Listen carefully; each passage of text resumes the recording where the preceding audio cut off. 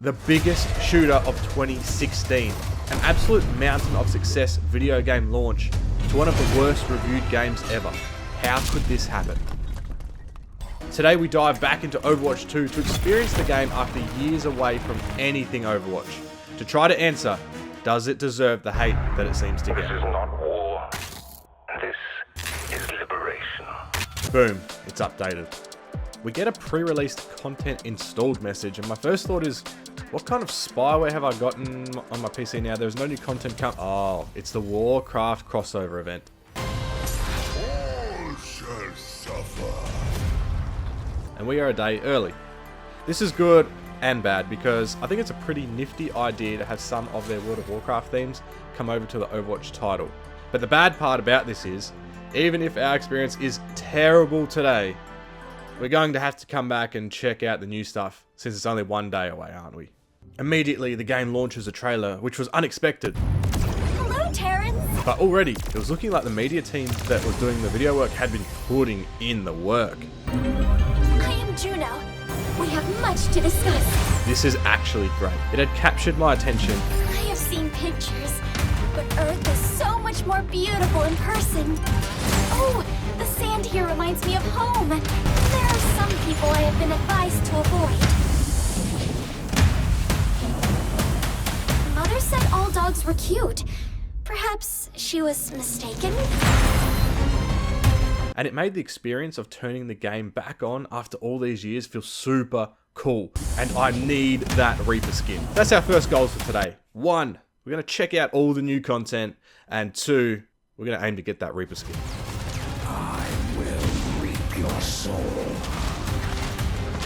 The menu was super polished, the theming, music, art, all incredible. This is a good start when opening the game. A quick look at all the game modes and menu changes, and I figured, how else to jump back into Overwatch after all these years other than to jump straight into a casual.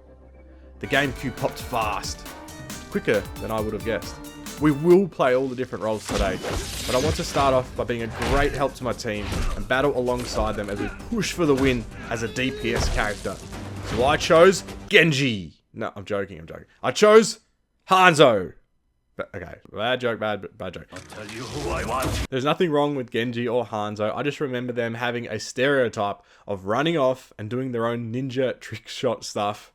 We actually started off with a solid choice, Soldier 76. The DPS character has always been a good pick in Overwatch because he can continually pressure the other team. Kitted out with an automatic rifle, a heal ability, as well as a right click that launches an explosive shot, he has the potential to sprint everywhere he goes, so it's just constant damage that the enemy team has to deal with. I burst out of the gates towards the first objective. I haven't seen this map before, but that really didn't matter. Shoot the bad guys, stand on the place where the game tells me to. And I would be the first to get there with the speed of my damage character. Well, I would have, but I got lost like a true noob that hasn't kept up with any updates. But we continue onward. I pass a massive flower thing on the ground, not sure what that is about, and then the battle kicks off at the first point. My aim is not on point, and to make things even worse, I immediately find myself caught in a terrible position and taken out.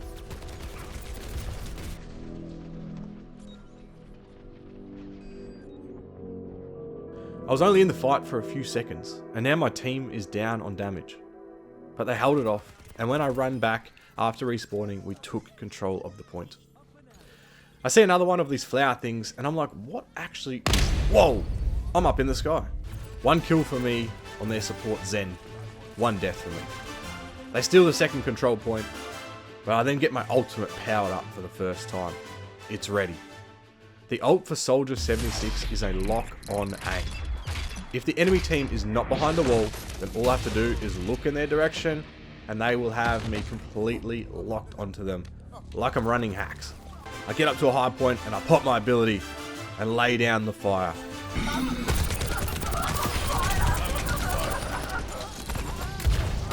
It works. I nearly fall off the edge. Whoops, we're not going that way. Then the fight continues. We push the enemy team back as we take the last 2 points and hold them off. It's a victory. Nice. And would you look at that? Play of the game. I was back. Within the first game after years away, not only did we destroy the other team for the win, but I also got play of the game, and I felt like I was on a roll. What a comeback. The scorecard animations after games still look so nice, and there's a new Battle Pass cosmetic unlock bar filling up at the bottom. I wonder what level I need to get that sick Egyptian Reaper skin I want so badly. But then, we queued the next game as a support character.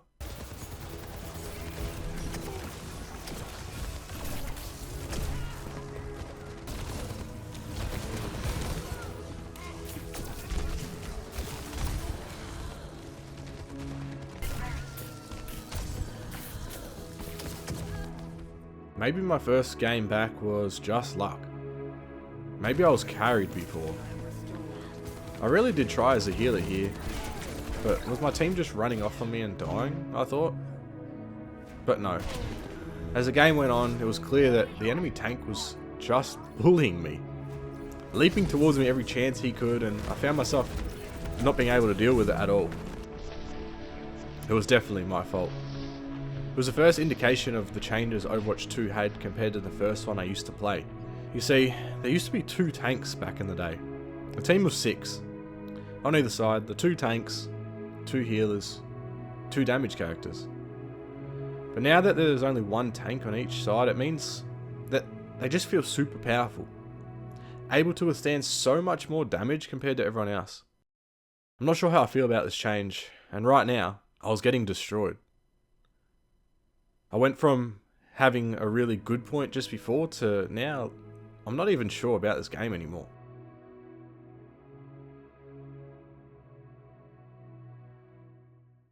I set out on this task of documenting my experience today to see what the true Overwatch 2 experience was like, and to show you all. So as bad as that last game felt, there was more to be done here. I was determined to continue on. Clash! The new game mode we saw earlier in the Wicked trailer when the first game launched. Boom, we queue up, it sounds awesome. The trailer built the hype up and we were ready to get back to our winning ways. Meanwhile, we have the option of doing a couple things while we wait for the game to pair us with other players. So I thought we would jump into a deathmatch. Now traveling to Petra.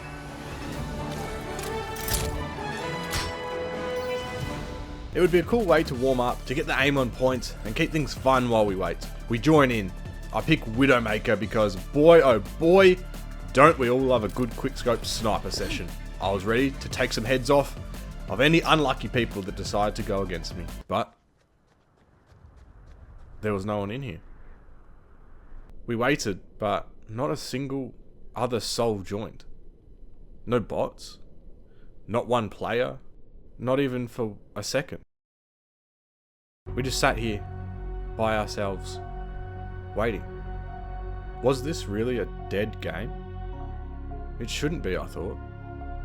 This game mode gives everyone the option while waiting to join in seamlessly. It's a great idea. We had been waiting for 5 minutes now and our new Clash mode game hadn't popped. I was excited for some deathmatch, but I guess it wasn't meant to be. I thought this was a bit disappointing to say the least.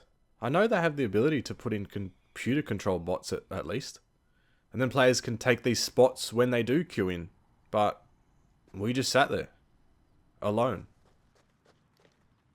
Maybe it's just that game mode, right? Maybe one other of the waiting room choices would be popular. Wrong. Skirmish didn't work either. 10 minutes had gone by. Still no Clash game found. 20 minutes. I gave up. Our first goal was hopeless. We weren't going to be able to try out all these game modes. I just didn't have the patience to wait for these queues that were just never going to happen. But I had a replacement goal in mind. I didn't realise there were so many new characters when I first opened this game up. So, let's have a look at what all these new ones do. 6 feet under!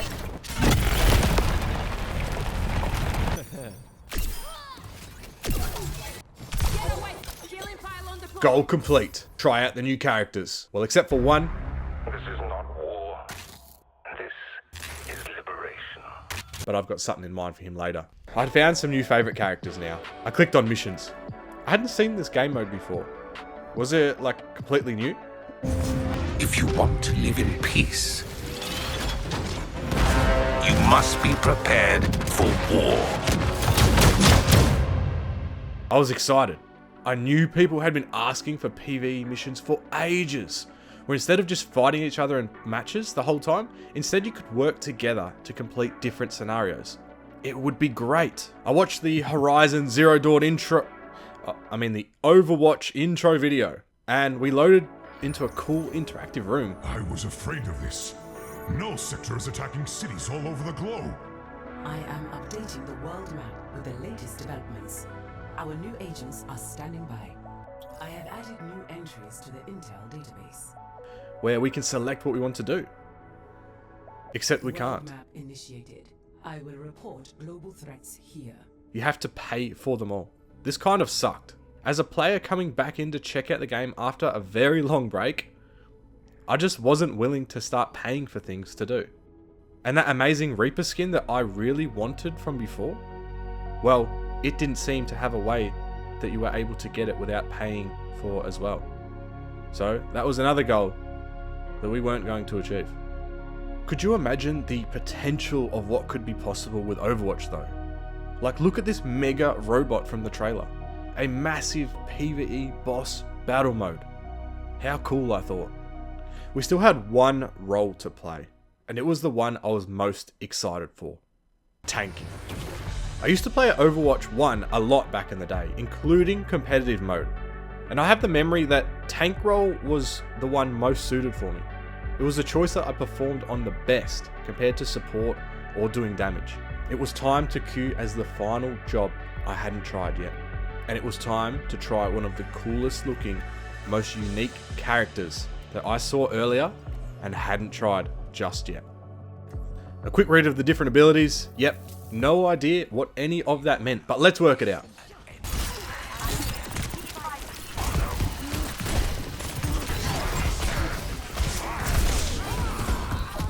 Turns out this new tank guy is badass. I feel like I'm a tanking mage, something I haven't experienced much before. I was last alive on the point. It went to overtime already, but I had to stay within the square the best I could until help got there. My team arrived and wiped them out. On to the next point. This map and game mode was all new to me, but I found it fun. To me, it was like Overwatch style hardpoint from Call of Duty, but Overwatch just calls it Flashpoint. The capture site moves again and again. We fight back and forth over them. It's a close game. Fun too. They had us overrun going to the last moments of the game. I had made a couple quick tank switches to try and attack the situation in a new way with a different kit of abilities. I switched to Roadhog, a character with a big hook that pulls people in and also a self-heal. Unexpectedly, there's also a new move called Pig Pen, which I tried to work out on the go, and they removed his long-range right-click shot that he used to have to make up for the change. Either way, we lost the game, but it was still a cool experience. Even though it was just a casual match, the ability to hook you into the smooth gameplay and the fun game modes that Overwatch had were still here. The desire to win in these matches was still strong. I had intentions to jump into competitive mode today, but to be honest with you guys, I just wasn't super keen on it. I feel like I had come and experienced what I needed to do. Casual mode was great, and I thought I was happy with that. The game was just not motivating enough for me to want to try and hardcore try hard in comp mode. So, is Overwatch 2 the worst shooter ever? It still has great gameplay and a good base idea. But the real task at hand for the team over there would be to try and win back the players, to change the public perception. It will be a hard thing to do, but just like Final Fantasy Reborn and No Man's Sky, you have to pick up the pieces when you take an L, and to try to show everyone that you are out here trying to make something great, not just a cash grab, especially with the status of a massive AAA game studio. I personally feel that deathmatches feeling abandoned and not even having bot players to run around and shoot while waiting for a game is stuff that shouldn't be overlooked. Not when the store and things to buy looked so polished and full of effort. If I had to summarize this game simply, I would say Overwatch was an absolute mountain of success, and then some missteps started an avalanche.